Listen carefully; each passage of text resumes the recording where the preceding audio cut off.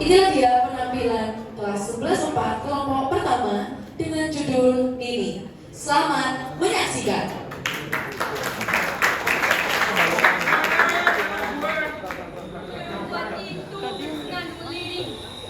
Matanya menerawang ke ujung pepohonan di mana angan-angan bersarang. Ia senandungkan nada yang tak teratur, kadang meninggi dan begitu tipis, sisanya menyayat. Adakah malam ini seseorang datang menjamah tubuhku, meminta rambut dan menjelajahi tiap inci mataku yang hitam, legam. Sekali melempar ringan cerita kecil ini ke telaga, kenangannya merambat, menyebar, makin jauh kemudian lenyap, telan kerinduan.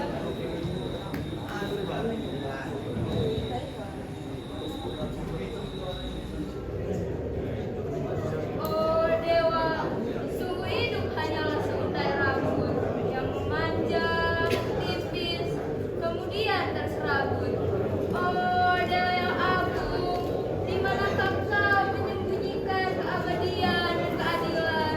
Aku, hambamu yang malang ini, tak kuasa memetik gembira, hanya sunyi yang merangkulku tiap malam. Malam terang datang tanpa bayang, malam yang menjadi saksi sekaligus juga anakku. Kubisikkan pada puna-puna sebuah desa yang pernah terkutuk, sebuah desa yang pernah memupukku menjadi bunga.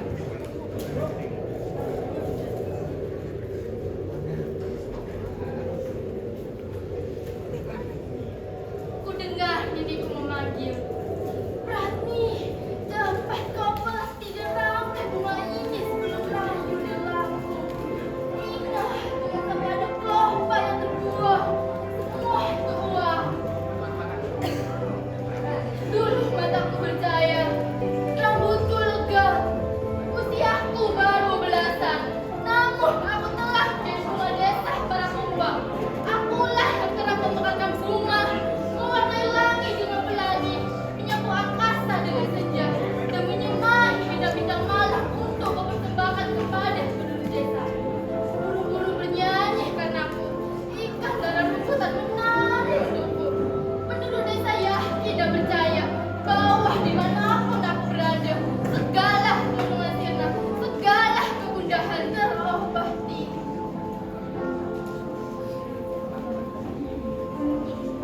Namun, hari itu tiba.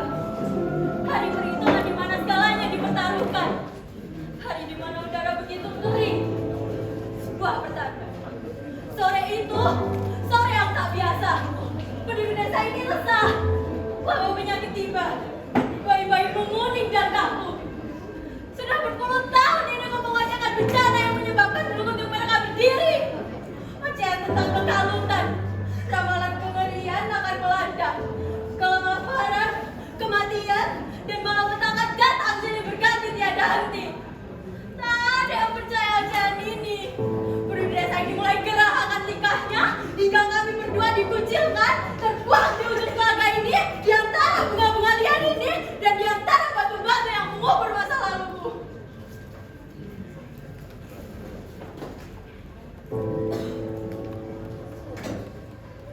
Wabah keluar di mata. Semua kekuatan magis telah digerakkan, namun tak kunjung menendangkan. Para dukun desa hendak menolong, tapi tak ada satu orang pun yang berhasil.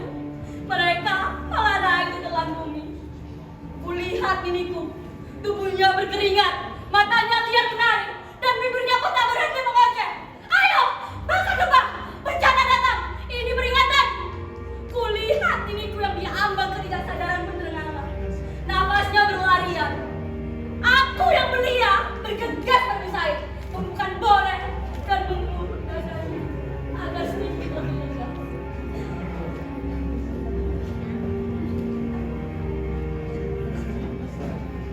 Memang bertahun-tahun ini, Nini mengoceh. Namun tak ada satupun penduduk desa yang mau percaya dan peduli. Mereka menutup telinga rapat-rapat, membungkuk menggenggam ingatan mereka dan membiarkan semua berlalu begitu saja. Toh, tak terjadi apa-apa kan? Seperti yang diramalkan ini, bahwa malapetaka akan datang. Kegelapan akan mengarungi desa. Keadaan baik-baik saja dan segala kegiatan warga berjalan seperti sedia kala. Namun kali ini berbeda. Sore itu begitu kering.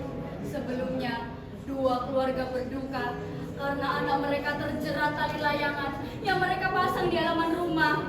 4 hari sebelumnya, lelaki berperut buncit terpenggal kepalanya sehabis menonton layar tancap. Ususnya terburai, celananya penuh darah.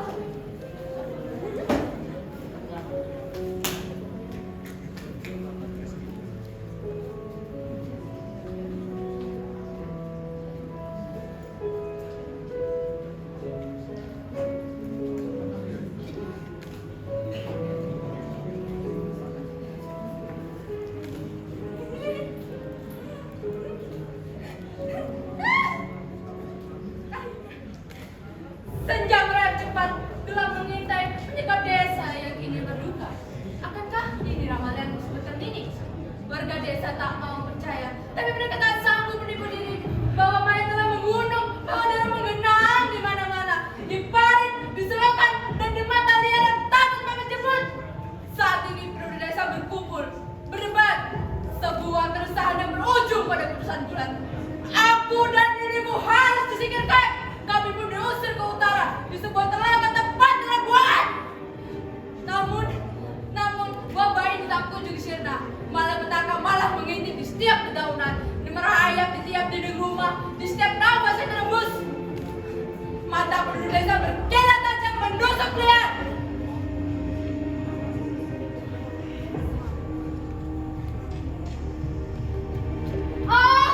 Mereka sudah muak. Laki dibunuh pisau domong. Tubuh mereka mengurus drastis. Tinggal tulang dan kecemasan yang hebat. Dari jarak berdiri jauhnya, mereka mengulur, membawa obor menuju telaga dan menuju kubu kami. Dasar nenek busuk, keluar kau dari kubu berapi itu, atau akan kami bakar sekarang juga. Lihat apa yang telah kau lakukan. Kami kehilangan anak-anak kami dan juga istri dan suami kami. Dengan paksa mereka mendobrak kubu pria itu. Aku yang masih melihat menangis ketakutan. Nini terperangkap, tangan-tangan kasar menjambak rambut putihnya dan mendorong tubuh renta ini tersungkur di halaman.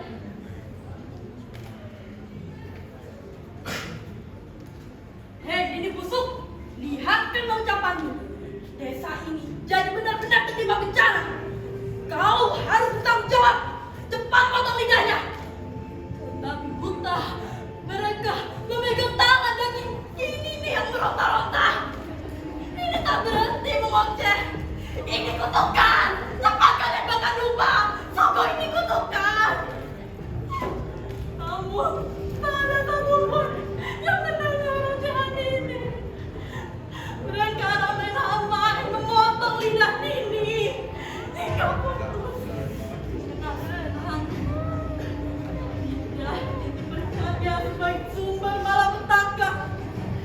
Lidahnya merasakan warga selama bertahun-tahun. Lidahnya karena kemiriannya. Desa ini melanda. Lidahku kini telah terpotong.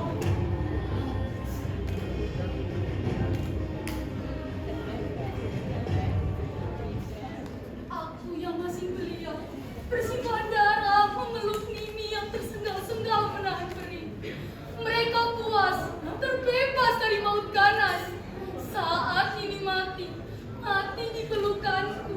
Mereka gelar pesta gembira, perayaan atas akhir drama mencekam yang menghantui hidup bertahun-tahun. Aku kehilangan kesadaran, terguncang, tak ada lagi kupu-kupu di mataku. Senyum bunga yang dulu kutabur kini sirna. Kelopaknya jatuh satu persatu menghitam legam. Kukubur Nini di ujung telaga. Kutanami bunga liar, kunyanyikan kidung kesukaannya. Kuantarkan ia ke tempat penjara keberangkatan, meninggalkanku sendiri menghitung batu-batu dalam kegelapan. Kini, aku paham apa yang diajarkan Nini selama bertahun-tahun lalu. Aku paham bahwa bukan kebenaran yang takut didengarkan, melainkan ketakutan melihat wajah sendiri saat bersama dengan kebenaran. Kini, di tanah ini, aku tak sendiri. Itu, di sana, nisannya hanya produk kabur itu, milik Jadi, mantan anggota partai.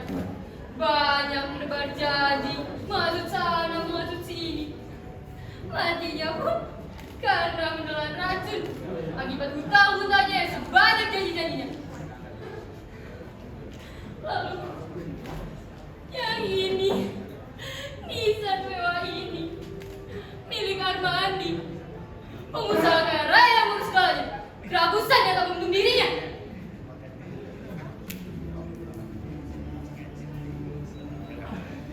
Jadi otak dari segala pembabatan hutan, penjualan anak-anak desa.